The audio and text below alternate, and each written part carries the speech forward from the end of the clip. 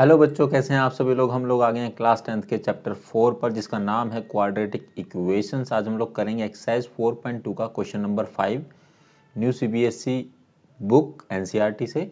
ठीक है, मैथमेटिक्स आपका सब्जेक्ट है। क्वेश्चन को पढ़ लेते हैं, वो जो कि बहुत इंपॉर्टेंट है। उसी के बेस पर हम लोग क्वेश्चन को सोल्व करने वाले हैं। ठीक है, क्वेश्चन में दिया क्या गया है बच्चों, the altitude of a right triangle, ठीक है, is 7 centimetre less than it's base. ठीक है, ध्यान से समझना। The altitude of right triangle is 7 centimetre क्या है, लेस है देन इट्स बेस, मतलब हमको, और if the hypotenuse is 13 centimetre, मतलब हमको हाइपोटेन्यूज दिया गया है। ठीक है, बेस हमको पता नहीं है, लेकिन हमको ये पता है कि एल्टीट्यूड जो है वो 7 सेंटीमीटर लेस है, मतलब कम है उससे। ठीक है, इससे बेस से। ठीक है, तो find the other two side, तो मतलब हमको एल्टीट्यूड और बेस निकालना है। बहुत सिंपल सा है। ठीक है, चलिए, अब हमको पता क्या नहीं है, बेस नहीं पता है। ठीक है, बेस नहीं पता तो उसको लेट कर लेंगे। So let the base of, ठीक है, ट्रायंगल। ठीक है बच्चों, वो क्या है, हमने x मान लिया। ठीक है, अब एल्टीट्यूड क्या होगा, एल्टीट्यूड, ठीक है, एल्टीट्यूड क्या होगा बच्चों, वो होगा आपका x माइनस 7 होगा। ठीक है, क्योंकि 7 centimetre less than it's base है। बेस अगर हमने x है तो उससे 7 सेंटीमीटर कम होगा, मतलब माइनस में x माइनस 7 होगा। ठीक है, सेंटीमीटर जो भी आएगा। क्लियर है।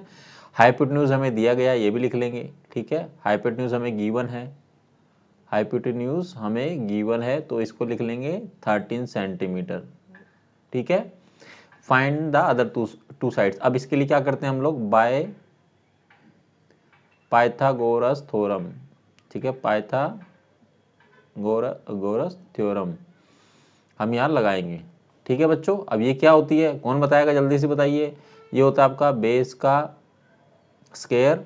ठीक है, ये होगा आपका a प्लस ए का स्क्वायर। ठीक है, मतलब एल्टीट्यूड लिख लेते हैं इसको, और इज इक्वल टू एच, जो कि आपका हाइपोटेन्यूज है। ठीक है, इसका स्क्वायर होगा। ठीक है, जो जो वैल्यूज हमें दी गई उसको सिंपली हम पुट कर देंगे। ठीक है, बी की जगह हम लोग लिखेंगे बेस की जगह एक्स का स्क्वायर, यही है। ठीक है, प्लस ए मतलब एल्टीट्यूड है, एक्स माइनस 7 का स्क्वायर।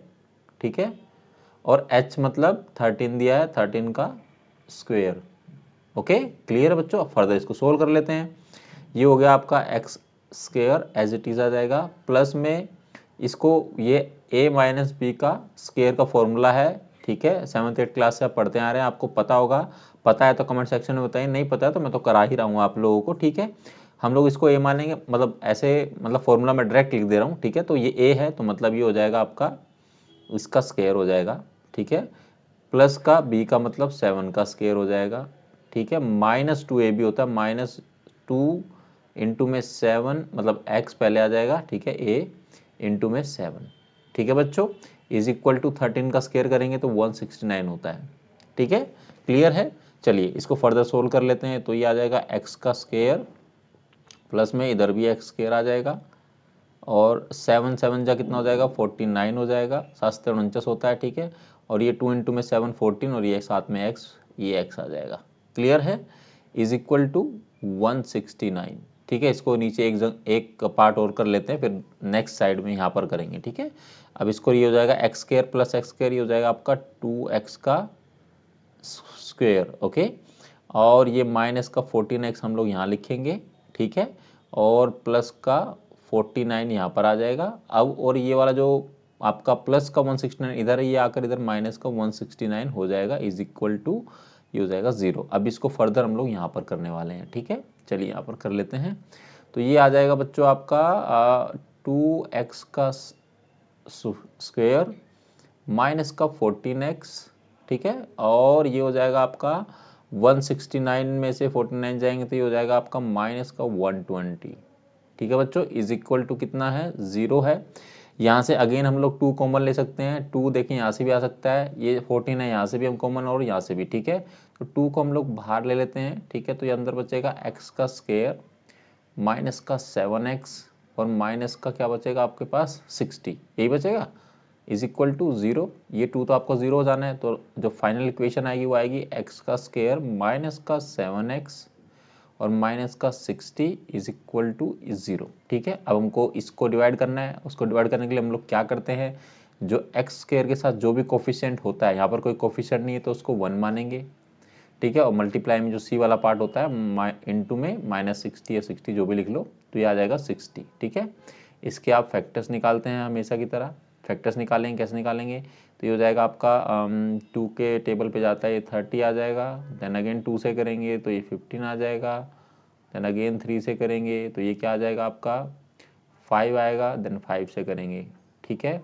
हमारे पास आ गया 2 2 3 और ये आ गया, ठीक है।